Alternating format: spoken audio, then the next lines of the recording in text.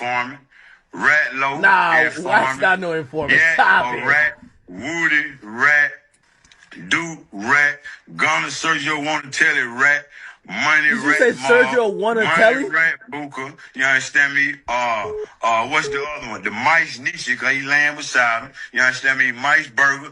You understand me? What's the other? Then you got Mice, QC, Mice together, man. Snitchy. All together, all of them together. QCP, all of them, they all together. The whole rat camaraderie, man. I ain't never laying beside a dog, man. Man, but you seen your brother, Plea? Most definitely. But he said you told him to do that. Man, watch out. Man, on God, that's what he telling the street. Man, on God, he kept. On that same God, he kept. Man, he come in for a nigga to take a plea and say, damn, man, that was your two rocking with rat. And you be preaching about that too, man. You can't do that, man. That's a fact, bro.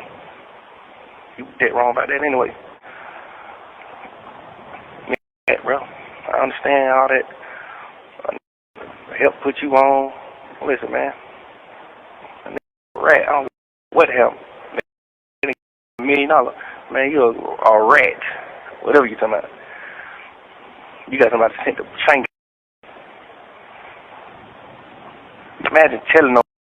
Yo, it's Big Ant the spokesman, man. We back. Another edition of Urban Politicians TV, UPTV. Make sure you stay on your pivot at all times, man. Had to come tap in as we are now, I think, 4 days in of the YSL and ATL Information Volunteering Committee, where they are deciding to come to the internet, tell us what's going on behind the scenes, who done cut off who, and this all kicked off with this 2-hour footage of Young Thug in the interrogation room. But it then led to a lot of back and forth. Other people tell who told on who did this, who backdoored, who caused beef, and everything like that in between. But as that information was one conversation, now we done got phone calls added to the situation, as somebody has leaked Young Thug's jail calls, and he spoke on different people in there. One of them y'all heard in that instance was the situation where Young Thug had recently went to Twitter and said that he told his brother Umfu to take the plea deal in the YSL State RICO case because he had already done time. He didn't want his mother to have to go through that again. Well, somebody put the phone call out when he was on the phone with 21 Savage that it was something completely different with that, as in Thug was referencing like, hey, my brother good, my brother ain't do me dirty, I told him to do that, because people is calling Young Thug out on his hypocrisy now because other people took the plea deal on this trial as well, as in, hey, well, it's cool for him to do it, but he can't do it, referencing Gunner and things like that. Well, then we also started to hear in this thing where Pee Wee Roscoe had went on to academic stream, and I think that was the day before that he had already did that night. Well, he spoke on a lot of people in Atlanta, calling them all rats, even other YSL members, saying all these dudes told, they all snitched, they corroborated, and then he also mentioned Plea QC. Well, you heard right there, Young Thug was speaking on Plea QC because of a past case that he had in a situation where his friend got killed. I don't even remember exactly what happened in that situation. They were saying he said something happened and told the police this or that, and they were saying he told and he snitched and he had addressed it at that time. I ain't even just deeply concerned to go back into it, but when he heard his name mentioned, he came and addressed it directly immediately. Imagine some broke A-rats like Ed Thugger and Pee Wee Rat Roscoe trying to run a rat narrative on me, and all my niggas that I love running with these HA niggas knowing how these niggas talk about me. I'm gonna say this for the last time. I'm not no street nigga. I'm a taxpaying citizen that's running a business and taking care of my family. All these street niggas is broke, dead, and in jail. Why do y'all continue to glorify this ish? Streets been dead. Y'all niggas gave the city a bad name. Then he said, and by the way, I ain't never been in no courtroom on no nigga, sat in no interrogation room running niggas' names. And I don't speak on the dead, so I don't care enough to explain the situation. Y'all boys the police. Y'all niggas mad because y'all not me. And PQC wasted no time to let everybody know how he felt. As in, hey, nigga, I put the streets behind me. I'm not in the streets. I'm paying taxes. I'm a record label CEO. We know Migos, Lil Baby, other artists he done worked with in this game. Nigga, I'm not on that. That's dead to me. I'm paying taxes now out the way. Now, what was going on when he was in the streets, he saying y'all trying to uphold that. Nah, y'all dudes ain't got nothing going on. Y'all broke. Y'all ain't having nothing for real, so y'all focusing on this. But he also said something like, hey, y'all niggas in interrogation rooms, I ain't been there. Y'all niggas in courtrooms, I ain't been there. So what is y'all trying to uphold in these type of situations? And when it comes to that part right there, hey, he ain't never been in there, but y'all have. Who are y'all to tell him anything at this point in time? Just keeping it all the way real. If you mentioning names inside an interrogation room, you ain't got no type of room to call somebody else out about anything. Just keeping it all the way 100. Nah, I don't know who recorded these phone calls, they jail calls, but it seems like that button got pressed on Thug where we gonna go all the way in these next few days with the heavy pressing of the play. Like, we gonna put it all out there. We done got with the Fulton County or the Cobb County. We done paid them for this information. We done got them phone calls there, and we gonna bleed them out and drip them out slow so everybody can see the show as we gonna call out his contradiction and show everybody how Young Thug is telling everybody to hold up and stand up to this street code, this G code, no snitching, no rat, no telling. But we got you in the interrogation room. You're mentioning names.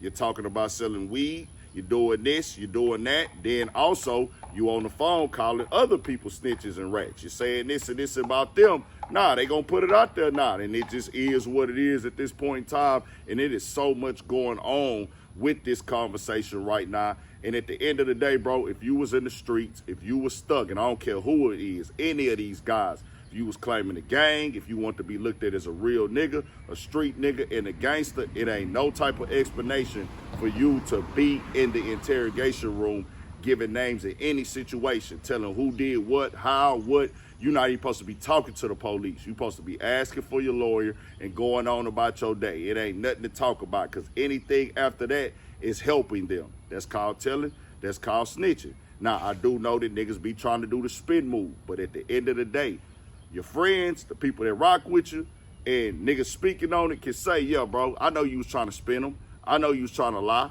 but it don't matter, bro. You went and gave them some information, my nigga. With police, you a nigga that folded. It is what it is in them type of cases. And like I said in the other videos, I ain't gonna fake it and act like I don't know that niggas be scared inside an interrogation room and they know they done did something they ain't supposed to do, and they trying to see what all the police know. They doing the fake friendly stuff and trying to play the little game and run it. But once that comes out public, you can't tell nobody else how to feel about it. Once they see that you was talking to the police, trying to exchange numbers and saying this and saying that, yeah, you trying to throw them off, you can say that all day. But then now you to put that gray area in the way where niggas don't know everything that you told them now, and they can't trust you in these type of situations. So you gonna get put over there with them niggas that will tell. That's just how this game go. And your friends, they gonna see it like, well, bro, he ain't really do this and do that. But nah, that's why they say don't talk at all. It's nothing for you to be associating or having a conversation with the police about at all. Now, I do want to say this on Lil Duke situation. Lil Duke, I do know that he was one person that took a plea. I remember this because I covered it. He did not say YSL was a gang in his plea. So I do want to put that out there for Lil Duke. He did not say that in his plea deal, as what I read. And this came all over the news. It was all over the reports. WSB TV, 11 Alive. I get all the news from them because they in Atlanta in real time as it's coming out to court. And they putting it all up in the media and stuff. So when I read it, he never went in his plea and said YSL was a gang. He spoke on his own stuff personally. So I will say that for his situation. So I don't know where that stands. I know Thug has spoke on that as well. Rollo is into this now. I'm going to just say this, bro. I don't think that snitching and telling is, well, I'm going to stand on that. It's not just no street stuff, bro. If you got a job somewhere, say you clocked in 5 minutes late, right? And you had something going on that day, so you ran a little behind. It's another worker that work beside you. He not a boss. He don't pay you. He not a supervisor or nothing. Your boss didn't know that you came in late. Your boss didn't say nothing about it. But your boss come pull you to the side a few days later and say, hey, man, I heard you came in work late today. And it's only one nigga that see you come in work late. You a grown man. You an adult. You a taxpaying citizen.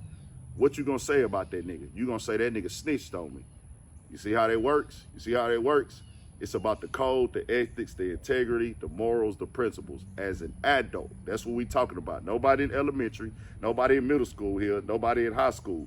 Mind your business, and if you committed to a lifestyle, you know you gotta take accountability and responsibility for your crimes and your time. You can't put it off on another man, and you can't be bringing other people up in the mix. That's wrong. That's not how that's supposed to go in no way, shape, form, or fashion. That's out of pocket. That's out of line. And if you do that, you are telling, giving the information. All of it's the same, bro. It just is what it is. It ain't no other way around it. But I say this right here. Y'all see how I go with real life. It's always going to be a nigga doing it. It's always going to be that. So you make your decision on how you want to live. I tell y'all this, man. The streets is the streets. Entertainment is entertainment. But in this rap game, it's not fake it. We know that your credibility, your how people perceive you, that's what dictates to some of your sales. It do go hand in hand. And once niggas kill your credibility, it can kill your career. This is what niggas be fighting for. This is why you expect it to be real and keep it solid, especially if you're campaigning that like Thug. He done put himself in this situation going at Gunna. Them niggas done put I don't know who did it, but it's a big press play for these phone calls and everything in between. And Funny Willis is sitting back right now looking at this and saying, oh yeah, I like what I'm seeing. I really do like what I'm seeing right now. Take care of your family, man. Take care of yourself. Take care of your people. Stay out the way. Do your best. Just know that this comes with it. All of it is what it is. Tell me what y'all think. We got more coming, more videos, all that 1,000 for shit show. Stay on your pivot.